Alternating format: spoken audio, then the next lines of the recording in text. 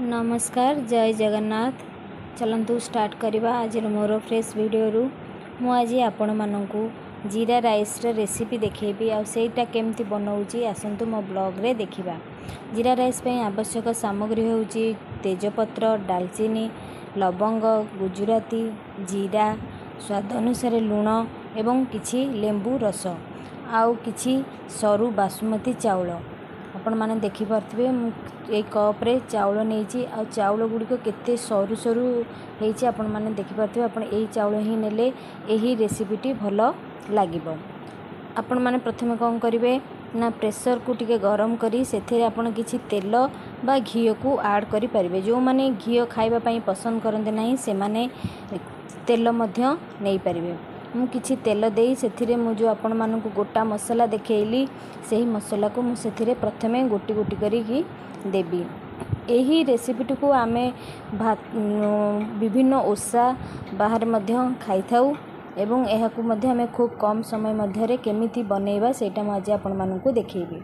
एही रेसिपीटी को fast to last पर्यंत देखिबे, मझुरु स्किप करिवे नहीं।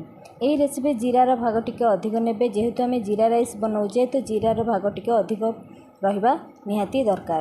यही गोटा मसला पकई सारा पर टिके गोटे मिनिट ताकू फुटिबा पाइंका छाड़ीदेवा। देखंतु मोर आस्ते आस्ते फुटी ही आसिलानी। तापर आमे कौन करबा ना जो कप रे मु चाउल देखैली से कप रे चाउल कौन करबा ना भलो करी धोई करी ताकू आमे एथरे देबा।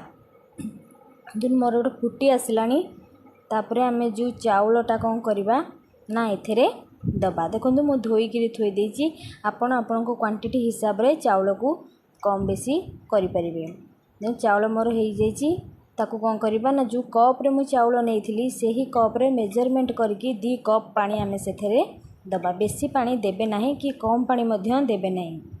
देखंतु मो चाउल मु पकेई देली तापरे जो कप रे मु पानी मेजरमेंट करिकरी सेथरे आपण माने देई परिबे। एही चाउल पकेई साला परे आमे चाउल को प्रथम टिके फ्राए कर दबा। बेसी कर हाई रे सिम की रखिबे नाही नहले पोड़ी जीवो। टिके भाजी देला परे आमे पानी को मेजरमेंट करके रखिथिबा कप रे सेथरे आमे दबा। पानी दे साला परे आउ टिके भलो करी ताकू एपट सेपट कर दबा जहा फल रे कि चाउल आउ तळे लागिबो नाही। आमे जेहेतु तेल रे यहा को भाजीचे तेणु यहा तळे विशेष करी लागिबो नाही, एथि प्रति ध्यान देबे।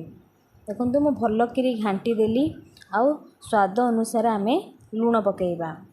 लूण पकेइले कोन हबो ना भातटा पूरा गोटा गोटा होइकी रहिबो आउ लागिबो नाही। आउ किछि लेंबू रस एथरे ऐड करिबा जहा फल रे कि हमर रेसिपीटी बहुत टेस्टी आउ स्मेल मध्य भलो आसीबो।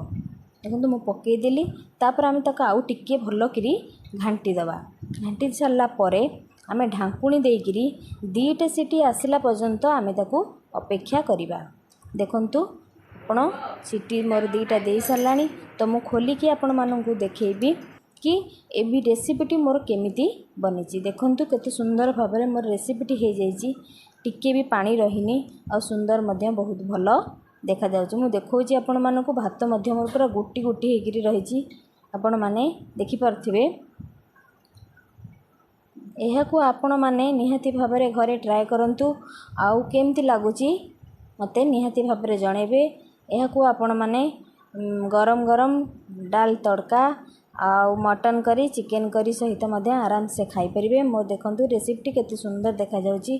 जदि आपण मानकू मोर ए रेसिपीटी भलो लागु थाए तेबे लाइक शेयर सब्सक्राइब करबाकू जमारू भूलिबे नाही। रहुची जय जगन्नाथ।